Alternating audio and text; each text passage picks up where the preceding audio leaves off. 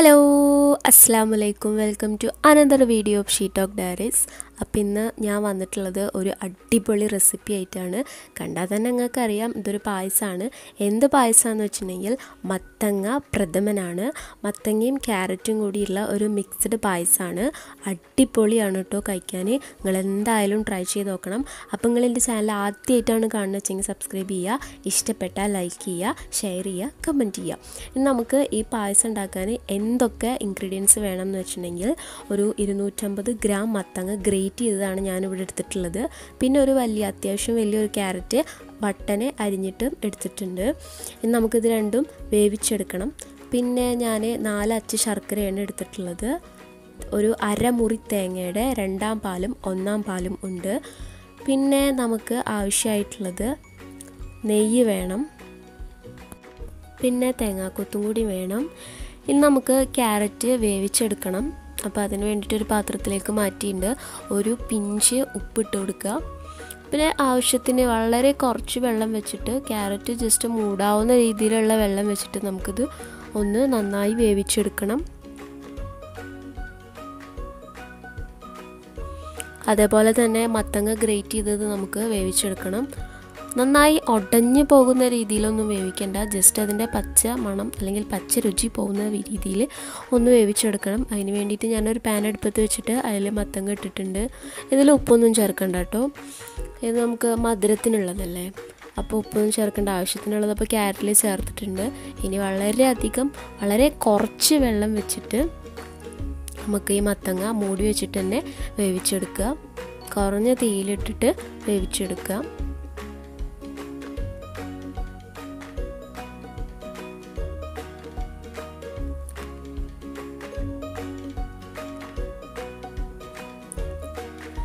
ഇനിയിപ്പോൾ ഈ ക്യാരറ്റ് വെന്ത് വന്നിട്ടുണ്ട്. നന്നായി ഉടയൊന്നും വേണ്ട, ഇതേപോലെ ഒന്ന് പ്രസ് ചെയ്ത് കൊടുക്കുമ്പോൾ പൊട്ടുന്ന രീതിയിലുള്ള വേവ് മതി. നമുക്കിത് നല്ല രീതിയിൽ മിക്സിയിലിട്ടിട്ടൊന്ന് അരച്ചെടുക്കണം. കുറച്ച് വെള്ളം ചേർത്തിട്ട് ക്യാരറ്റ് ചൂടാറിയതിന് ശേഷം കുറച്ച് വെള്ളം ചേർത്തിട്ട് നമുക്കിത് അരച്ച് പേസ്റ്റ് രൂപത്തിലാക്കണം.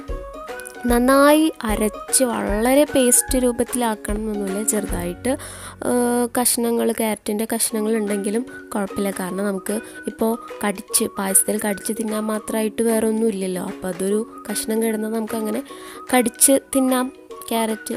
അപ്പം ഞാൻ ഈ മത്തങ്ങ വെന്ത് വന്നപ്പോൾ ഞാൻ വേറൊരു ചെറിയ ഉരുളി വെച്ചിട്ട് അതിലേക്ക് മാറ്റിയിട്ടുണ്ട്. അതിലാണ് ഞാൻ പായസം ഉണ്ടാക്കുന്നത്. അപ്പോൾ ഇതേ കണ്ടില്ലേ, ഇതേപോലെ കൈ കൊണ്ട് ജസ്റ്റ് ഒന്ന് പ്രസ് ചെയ്യുമ്പോൾ ഉടഞ്ഞു പോകുന്ന രീതിയിലുള്ള വേവ് മതി. ഇനി നമുക്കിത് ശർക്കരപ്പാനി ഒഴിച്ചിട്ട് ഒന്നുകൂടി നന്നായി വേവിക്കേണ്ടതാണ്. ഇനി മത്തങ്ങ വേവിച്ചതിലേക്ക് നമ്മളുടെ അരച്ച് വെച്ചിട്ടുള്ള ക്യാരറ്റ് പേസ്റ്റ് ചെയ്ത് വെച്ചിട്ടുള്ളതും കൂടി ചേർത്തിട്ട് ഒന്ന് ഇളക്കി മിക്സ് ആക്കുക. അതിനുശേഷം ശർക്കരപ്പാനി ഒഴിച്ചിട്ട് നമുക്ക് വേവിച്ച് വറ്റിച്ചെടുക്കണം.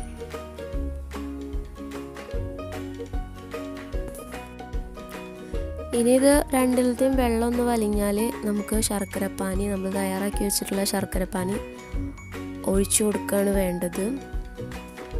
ശർക്കര ഒഴിച്ചതിന് ശേഷം ഈ ശർക്കരയും മത്തങ്ങയും ക്യാരറ്റും കൂടി നന്നായി മിക്സായി ശർക്കരയുടെ മധുരമൊക്കെ മത്തങ്ങയിലൊക്കെ പറ്റി അത് നന്നായി വേവിച്ച് വറ്റിച്ചെടുക്കുന്ന വേണം.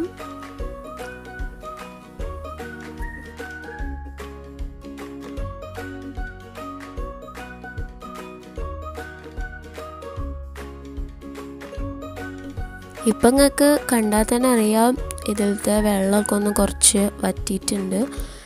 ഇനിയും വറ്റാനുണ്ട്. നന്നായി വറ്റി വരട്ടി ആ ഒരു രൂപത്തിലാക്കിയെടുക്കണം. അതുവരെ നമ്മൾ ഹൈ ഫ്ലെയിമിൽ തന്നെ ഇട്ടിട്ട് ഇത് തിളപ്പിച്ച് വറ്റിച്ചെടുക്കുക.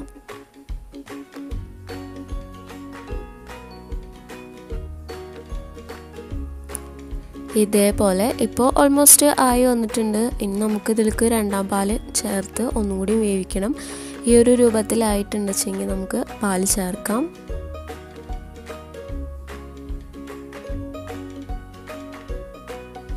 രണ്ടാം പാല് ചേർക്കുന്ന സമയത്തും 1ാം പാല് ചേർക്കുന്ന സമയത്തും നമ്മൾ തീയെ ഹൈ ഫ്ലെയിമിലാണെങ്കിൽ അത് കുറച്ച് സിമ്മിലേക്ക് മാറ്റണം. ഈ ലോ ഫ്ലെയിമിലിട്ടിട്ട് ഇതൊക്കെ ഒന്ന് യോജിപ്പിച്ചതിന് ശേഷം നമുക്ക് ഹൈ ഫ്ലെയിമിലേക്ക് തന്നെ മാറ്റാം. എന്നിട്ട് നന്നായി തിളപ്പിച്ച് ഇതും കൂടി ഒന്ന് വറ്റിച്ചെടുക്കാം. അതിന് ശേഷം നമുക്ക് ഒന്നാം പാൽ ചേർക്കാം.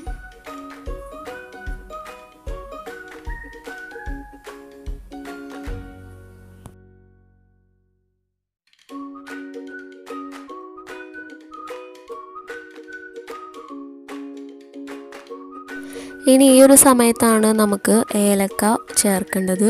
ഞാനിവിടെ ഏലക്ക പൊടിച്ചതല്ല, ഏലക്ക ചതച്ചത്, അതിൻ്റെ കുരു മാത്രമാണ് ചേർത്ത് കൊടുക്കുന്നത്. ഏലക്കായ പൊടിച്ചത് ഉണ്ടെങ്കിൽ അത് ചേർത്ത് കൊടുത്താലും മതിയാവും.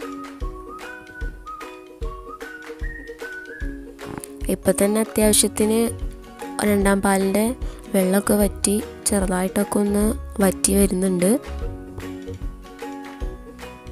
ഇനിയും നന്നായി വറ്റി അത്യാവശ്യത്തിനായിട്ടുണ്ടെങ്കിൽ നമുക്ക് ഒന്നാം പാൽ ചേർക്കാം.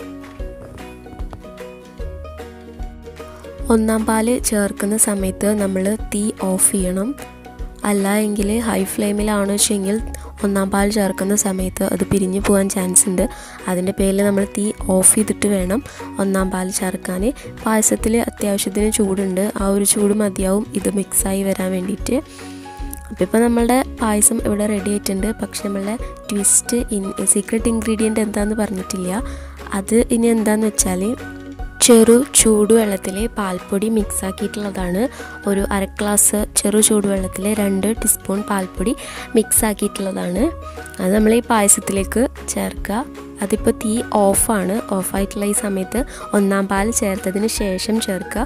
അതെന്തിനാന്ന് വെച്ചിട്ടുണ്ടെങ്കിൽ ഒരു മിൽക്കി ആയിട്ടുള്ള ടേസ്റ്റ് കിട്ടാനാണ്. വേറെ തന്നെ ഒരു ടേസ്റ്റാണ് ഇത് ഇങ്ങനെ ചേർത്താൽ. നിങ്ങൾ എന്തായാലും ട്രൈ ചെയ്ത് നോക്കുക, അപ്പം തന്നെ നിങ്ങൾക്ക് മനസ്സിലാവും. ഇപ്പം നമ്മുടെ പായസം, മത്തങ്ങ പായസം ഇവിടെ റെഡി ആയിട്ടുണ്ട്. ഇനി അവസാനത്തെ ഘട്ടം എന്താണെന്ന് വെച്ചാൽ കൊത്തുതേങ്ങ ഇടുക എന്നുള്ളതാണ്. എനിക്കിവിടെ ഉണങ്ങിയിട്ടുള്ള തേങ്ങ കിട്ടാത്തതുകൊണ്ടാണ് ഞാനിവിടെ പച്ചത്തേങ്ങയാണ് എടുത്തിട്ടുള്ളത്.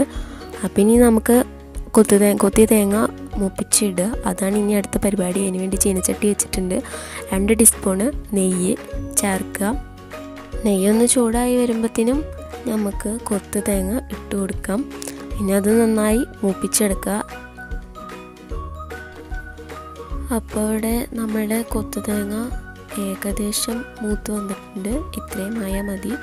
ഇനി നമുക്ക് നേരെ മത്തങ്ങ പായസത്തിലേക്ക് ഇടാം. അപ്പോൾ നമ്മളുടെ ഇവിടെ മത്തങ്ങ ക്യാരറ്റ് മിക്സ്ഡ് പായസം പ്രഥമൻ ഇവിടെ അടിപൊളിയായിട്ട് റെഡി ആയിട്ട് വന്നിട്ടുണ്ട്. നിങ്ങൾ എന്തായാലും ട്രൈ ചെയ്ത് നോക്കുക, അടിപൊളിയായിരിക്കും. അപ്പോൾ ഞാൻ വീണ്ടും തന്നെ പറയാണ്, നിങ്ങളുടെ ചാനൽ ആദ്യമായിട്ട് കാണണമെങ്കിൽ സബ്സ്ക്രൈബ് ചെയ്യുക. കണ്ടിട്ടും ഇതുവരെയും സബ്സ്ക്രൈബ് ചെയ്തിട്ടില്ലെങ്കിൽ അവരും ഒന്ന് സബ്സ്ക്രൈബ് ചെയ്യുക. ഇഷ്ടപ്പെട്ടാൽ ലൈക്ക് ചെയ്യുക. പിന്നെ എന്തെങ്കിലും പറയാനുണ്ടെങ്കിൽ കമൻറ്റ് ചെയ്യുക.